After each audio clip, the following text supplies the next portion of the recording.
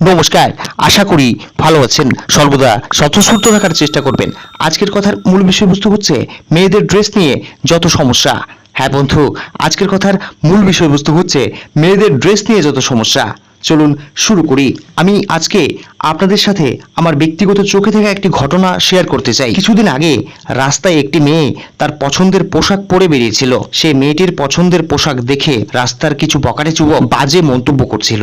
হ্যাঁ বন্ধু, এবার মূল কথা আসা যাক। আমরা এমন এক সভ্য সমাজে বাস করছি যেখানে ভদ্র মানুষ থেকে শুরু করে মানুষরূপী কিছু হায়নাও বসবাস করছে, যাদের কুনজরের কারণে আমাদের মা বোনেরা সুরক্ষিত নয়। এদের লালসার হাত থেকে ছোট্ট বাচ্চা মেয়েটিও বাদ যায় না। যদি কোনো মেয়ে রাস্তায় শাড়ি পরে বের হয় বা তার পছন্দের কোনো পোশাক পরে বের হয়, তাতেও তাদের লালসার শিকার হতে হয়, তাতেও তাদের লালসার জিভে জল চলে আসে। এরকম ভদ্র মানুষ মানে মুখোশধারী ভদ্র ব্যক্তিদের হাতেই লাঞ্ছিত আমাদের মা বোনেরা। আসলে কি জানেন বন্ধু, অসুবিধে আমাদের চোখে নয়, অসুবিধে আমাদের মানসিকতায়। এরকম বিকৃত মস্তিষ্ক মানসিকতা সম্পূর্ণ মানুষদের জন্যই আজকে আমাদের সমাজে বাড়ছে ধর্ষণ, বাড়ছে ইভটিজিং। হ্যাঁ, এটাই বাস্তব সত্যি। আগে নিজের বিকৃত মস্তিষ্ক মানসিকতাকে বদলানোর চেষ্টা করুন। হ্যাঁ বন্ধু, আজকের কথার মূল বিষয়বস্তুটি ছিল মেয়েদের ড্রেস নিয়ে যত সমস্যা। যদি আমার কথাগুলো আপনাদের ভালো লেগে থাকে তাহলে আমার চ্যানেলটিকে আপনারা লাইক করবেন,